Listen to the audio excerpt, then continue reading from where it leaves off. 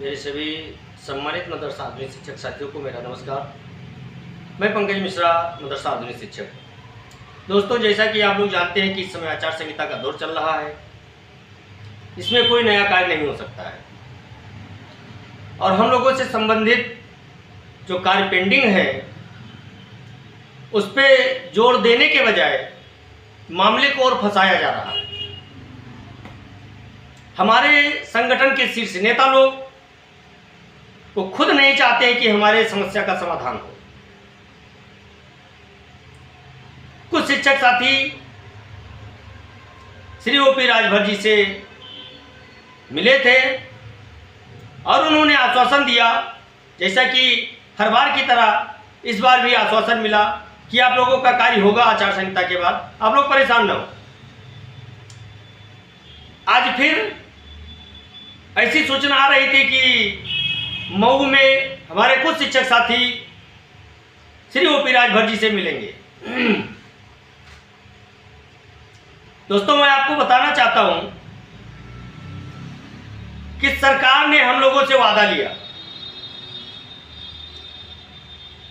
और सरकार का एक जिम्मेदार मंत्री जो हम लोगों के बीच में आकर के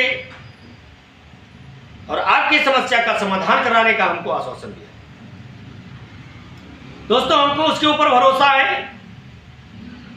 क्योंकि उस मंत्री साहब ने हम लोगों के लिए बहुत संघर्ष किया है हम लोगों की समस्या का निराकरण कराने के लिए, और वो हम लोगों के संघर्ष को आगे बढ़ाया और बल भी दिया है।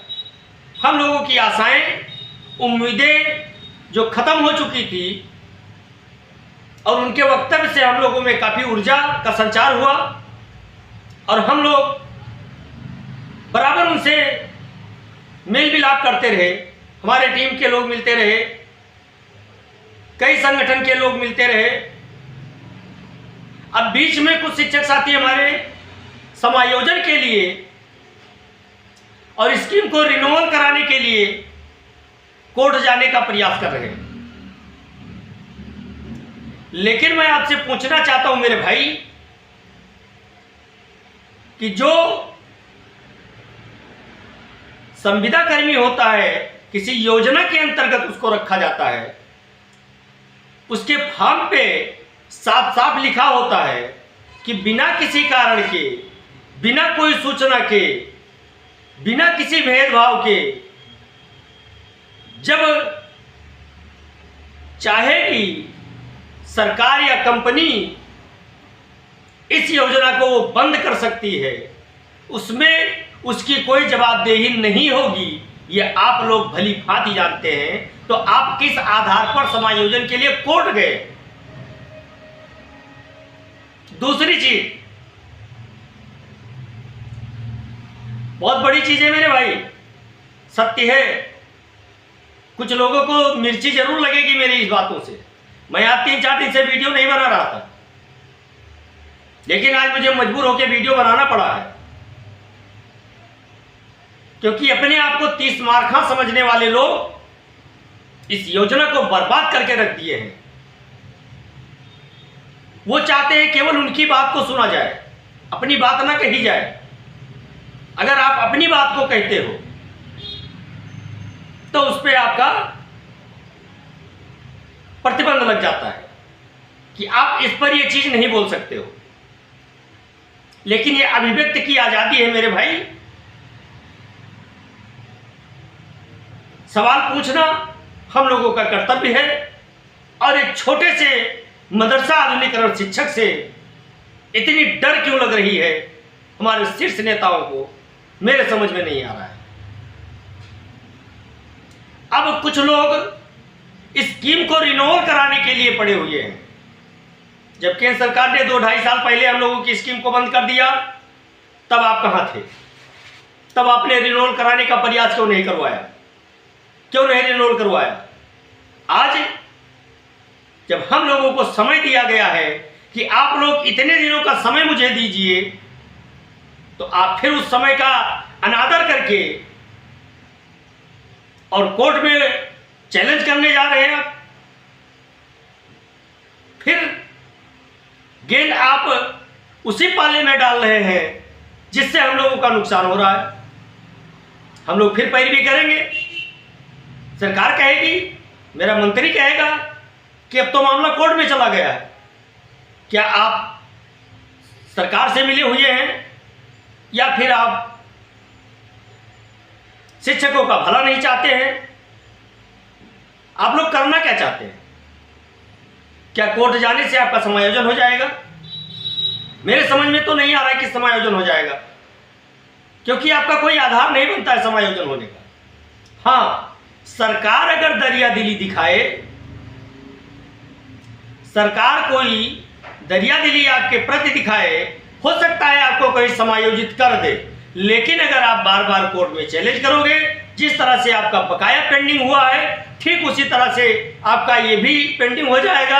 आप मुकदमा लड़ते रहिए और सरकार से मुकदमा लड़ करके कोई जीत नहीं पाया है आज तक, ये रिकॉर्ड है। और करना सरकार को है, आप मुकदमा जीत जाओगे, डिग्री ले आओगे, सरकार फिर उसमें कोई पेच फंसा देगी। इसलिए आप लोग वो गलती करने जा रहे हैं जिस गलती से हम लोगों का करियर एकदम से खत्म होने वाला है। और मैं अपने बुद्धिजीवी शिक्षक साथियों से मैं कहना चाहता हूं कि अगर आपके साथ कोई है, आपका कोई साथ दे रहा है या आपसे कोई बात कर रहा है, तो इसका मतलब यह नहीं है कि आपसे वो डरता है या किसी लालच बसी आपके साथ है। नहीं, उसका भी कार्य है। आप संघर्ष कर रहे हो, इसलिए आपका वो साथ दे रहा है।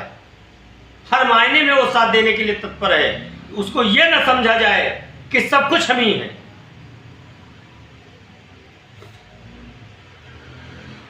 आज तक राजनीति के चक्कर में सब कुछ खत्म कर दिया गया और राजनीति अभी भी कितनी गंदी राजनीति खेली जा रही है इस समय मदरसा आधुनिकरण शिक्षक साथियों के साथ, उसका कोई अंदाजा नहीं लगाया जा सकता है। मेरे भाई, जो थोड़ा सा भी जानकार है वो अपना ही राग अलाप रहा है। अगर किसी से सवाल पूछ लिया जाता है, उसको ग्रुप से हटा दिया जाता है, वल्ली एडमिन कर दिया जाता है कि वो सवाल न पूछे। ये कहां का न्याय है? ये गलत है।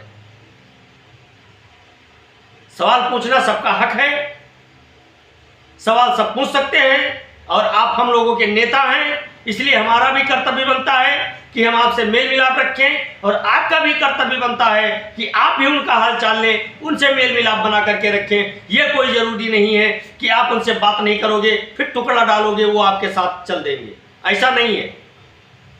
कोई किसी के हाथ में आज तक बिका नहीं है मेरे भाई, और सबको ये चीज सोचना चाहिए।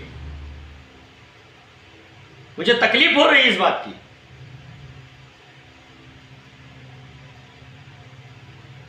कि जहां पैरवी किया जा रहा है, सरकार समय ले रही है, मंत्री महोदय समय ले रहे हैं, उस समय का आप इंतजार करिए। जहां आप 6.5 साल कुछ नहीं बिगाड़ पाए तो क्या 2 साल में आपका क्या बिगड़ जाएगा मेरे भाई? 2 महीना आपको इंतजार करना है। आचार संहिता खत्म होने दीजिए, उसके बाद में अगर हम लोगों का कार्य नहीं होता तो आप जाइए कोर्ट। जब 2 साल अभी आप कोर्ट नहीं जा पाए तो क्या 2 महीना आप नहीं रुक सकते हैं? आपको रुकना चाहिए 2 महीना और एक सूचना और मिल रही है कि जांच चल रहा है। किस चीज का जांच चल रहा है? जब हम शिक्षक ही नहीं है, हमारी स्कीम ही नहीं है, तो किस चीज का जांच चल रहा है? मैं उन सभी शिक्षक साथियों से कहना चाहता हूं कि आप अगर मदरसा नहीं जा रहे हैं, आप अपने प्रबंधक से बता दीजिए, आप अपने प्रिंसिपल से बता दीजिए कि वो रजिस्टर मेंटेन कर ले। बच्चों का इस समय नामांकन चल रहा है, उनका नामांकन करवाएं। कोई भी आए जांच करने, अगर कोई आता है तो उनका आप आईडी कार्ड देख करके ही अपना डॉक्यूमेंट दें, अन्यथा ना दें। क्योंकि जांच के नाम पर आपसे धनुगाही भी हो सकता है, आपके साथ फ्रॉड भी हो सकता है। इसलिए आप लोग कोई भी जांच करने आए, उनसे आप आईडी कार्ड देखिए। अगर उनको आप जानते हैं, पहचानते हैं, आपके विभाग के हैं, अगर नहीं जानते हैं, नहीं पहचानते हैं, तो आप उनसे आईडी कार्ड मांगिए। ये आपका राइट बनता है। उसके बाद आप अपना कागजात दिखाइए। अगर मदरसा आपका मान्यता प्राप्त है तो आप मान्यता की कॉपी रखिए, आप यूडाइस की कॉपी रखिए, आप रिनोवल की कॉपी रखिए, आप अपने मदरसे का खतौनी रखिए, आप अपने बच्चों के नामांकन का डाटा रखिए, आप अपने शिक्षकों का डाटा रखिए। ये सब डाटा बना करके एक फाइल बना लीजिए।